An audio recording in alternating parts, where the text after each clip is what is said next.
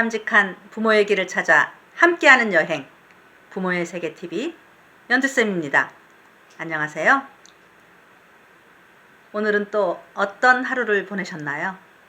굿뉴스, 해피뉴스가 배드뉴스보다 훨씬 많았던 하루였길 바랍니다.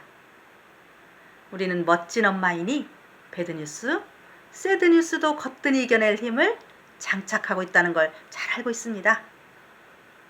자, 그동안 마음의 기초공사를 다지는 시간을 가졌다면 오늘은 실질적인 대화의 스킬들을 실천해 보려 합니다. 바로 상대방 말을 들을 때, 내 말을 할 때의 지혜로운 방법들입니다.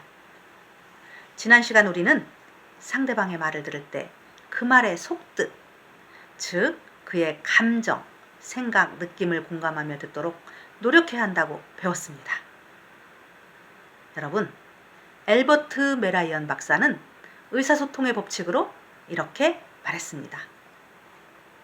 서로의 의사소통을 할 때 바디랭귀지, 즉 표정이나 눈빛, 제스처 등의 시각적 요소가 55%의 영향을 미치며 음성, 억양, 말의 빠르기 등 청각적 요소가 38%, 말의 언어적 요소는 불과 7%밖에 영향을 미치지 않는다는 것입니다. 즉, 첫 시간에도 언급했던 어떻게 말할까 대화의 방법에 비언어적인 요소가 중요하다는 내용과 같습니다. 누군가 나를 진실로 받아들여준다면 우리의 기분은 어떨까요? 편안하고 안정된 느낌으로 어렵지 않게 모든 일에 대해서 말문을 열 수 있을 것입니다. 들을 청자, 제가 좋아하는 한자 중에 하나입니다. 왼쪽 귀 이자에 임금 왕자, 백성의 이야기에 귀를 기울이는 왕처럼 상대의 이야기를 집중해서 들어야 하며, 오른쪽 위 열십자에 문목자입니다. 상대를 집중해서 바라보고 눈을 열어 그의 바디랭귀지를 파악하면서 들어야 한다는 것입니다.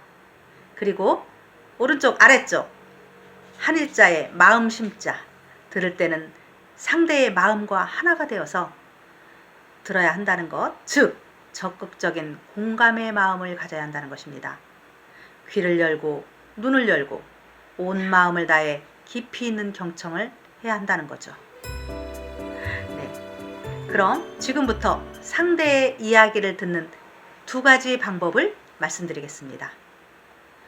적극적 공감 경청 대화를 하기 전 활용할 수 있는 효과적인 대화 방법으로서 두 가지의 수동적인 대화 방법이 있습니다. 바로 침묵의 대화, 그리고 대화의 열쇠를 사용하는 대화입니다. 대화에서 공감적 경청을 하기 위해서는 잘 듣는 자세가 필요하며, 이를 위해 침묵의 대화, 대화의 열쇠를 사용하는 대화를 많이 활용하시면 좋습니다. 첫째, 작정하고 들어주는 침묵의 대화입니다. 자녀의 이야기에 대해서 침묵으로 응함으로써 자녀로 하여금 자신의 생각, 감정 등을 다 털어놓을 수 있게 할 수가 있고, 스스로 해결점에 도달할 수 있게 하는 아주 좋은 대화 방법입니다. 물론 무표정하게 아무 말도 하지 않고 있거나 비언어적인 요소가 없이 계속 침묵을 지키라는 것은 아닙니다. 내가 상대방의 말을 잘 듣고 있다고 느끼도록 하는 것이 중요합니다. 자녀의 이야기를 열심히 듣고 있음을 표정이나 끄덕임 등 비언어적 요소를 통해 잘 나타내야 합니다. 만약 자녀가 질문을 해서 어머니의 대답을 듣고자 한다면 침묵을 계속 지키고 있어서는 안 되겠죠. 눈을 마주하고 고개를 끄덕이며 몸을 다가가는 비언어적 행동들을 취하며 관심을 갖고 조용히 수긍하며 들어줍니다. 자녀의 이야기에 대해 침묵으로 응함으로써 자녀로 하여금 수용받는다는 안정감을 주어 자신의 생각, 감정 등을 다 털어놓게 할 수 있고 자연스럽게 스스로 해결점에 도달할 수 있게 하는 대화법입니다. 자, 둘째, 대화의 열쇠를 사용하는 대화입니다. 저도 참 좋아하는 대화법입니다. 아이가 어느 날 무언가 할 이야기가 있는 것 같은데 망설입니다. 여러분은 어떻게 하시겠어요? 때로는 자녀가 부모와 대화하는 것을 무척 어렵게 생각할 때가 있죠. 자녀가 부모와 대화하는 것을 어려워하거나 할 이야기를 망설일 때 자연스럽게 자신의 감정이나 문제를 이야기할 수 있도록 유도해주는 간단한 말들입니다. 무언가 할 이야기가 있어 망설이는 아이에게 아유 답답해라. 말 좀 해봐. 너 왜 그러니? 너 뭐 할 이야기가 있지? 너 혹시 잘못한 거 있니? 왜 말을 못해? 자, 이처럼 반응한다면 아이는 기가 질려서 입을 다물고 말 것입니다. 하지만 너 할 이야기가 있구나. 내 이야기를 듣고 싶어. 어디 한번 들어보자. 좀 더 자세히 듣고 싶은데. 그랬구나. 그러니? 그래서? 자, 이처럼 침묵의 대화나 대화의 열쇠는 자녀가 자연스럽게 자신의 감정이나 문제를 이야기할 수 있도록 유도해주는 간단한 표현입니다. 내가 말을 많이 하는 것이 아니라 자녀로 하여금 자신의 느낌, 생각, 아이디어 등을 편안하게 풀어놓게 하는 것입니다. 주의할 점은 무비판적인 대응이겠죠. 첫 시간에 배운 방해되는 말투를 자제하고 자녀로 하여금 계속 이야기할 수 있게 격려해주고 부모에게 친밀감을 더욱 느끼게 해야 합니다. 다음에는 적극적 경청입니다. 자녀와 대화할 때 자녀의 말을 적극적으로 관심 있게 들어주는 것입니다. 하나의 사례를 보겠습니다. 엄마와 딸이 나누는 대화입니다. 엄마, 나 오늘 수학 시간에 선생님한테 야단 맞았어요. 저런, 기분 나빴겠네. 수업 시간에 짝하고 이야기를 했거든요.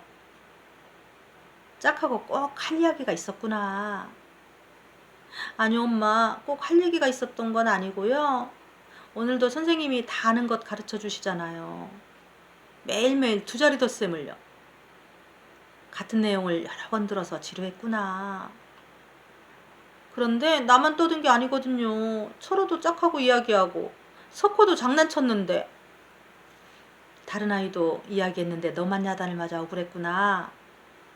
예, 그런데 선생님이 왜 나만 야단을 쳤을까요? 그 순간 선생님 눈에 어쩌다 딸만 뜨인 건 아닐까? 아, 그런가? 맞아요. 나만 미워하신 건 아닐 거예요. 내일은 또 같은 것을 하더라도 열심히 해야 되겠어요. 네. 이 어머니는 자녀의 이야기에 대한 의미를 파악하고 있습니다. 특히 자녀의 감정이나 생각 등을 잘 이해하면서 대화의 기본 태도, 존중과 공감의 태도로 수용적 대화를 하고 있습니다. 깊이 듣는 대화 또한 자녀가 스스로 문제를 해결할 수 있도록 도움을 줄 수 있는 효과적인 대화 방법입니다. 위의 대화 사례를 가지고 침묵의 대화, 대화의 열쇠를 사용하는 대화, 그리고 적극적 경청까지 잘 적용시켜 연습해 보시면 좋겠습니다.